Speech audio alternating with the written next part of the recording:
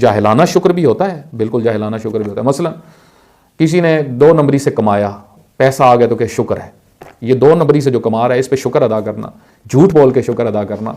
یا مثلا بعض لوگ ہوتے ہیں کہ ظلم کر کے ان کو کوئی کامیابی مل جائے، ٹھیک ہے، کہتے ہیں شکر ہے اللہ نے ہمیں یہ چیز دے دی.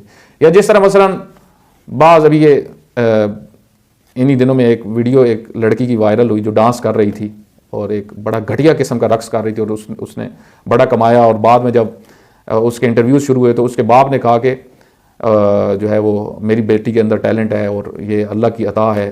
بد حجاب خواتین، بے حجاب خواتین بہت ساری آپ دیکھیں گے جو ڈراموں اور فلموں میں کام کرتی ہیں، کہتی ہیں اللہ نے ہمیں کامیابی دی، ہماری یہ فلم کامیاب ہو گئی. یہ شکر ہے لیکن جاہلانہ شکر ہے، یہ حق کے شکر نہیں ہے. شکر کا صحیح مفہوم یہ ہے کہ جو نعمت جس راہ کے لیے ہے اسی پہ خرچ کرو.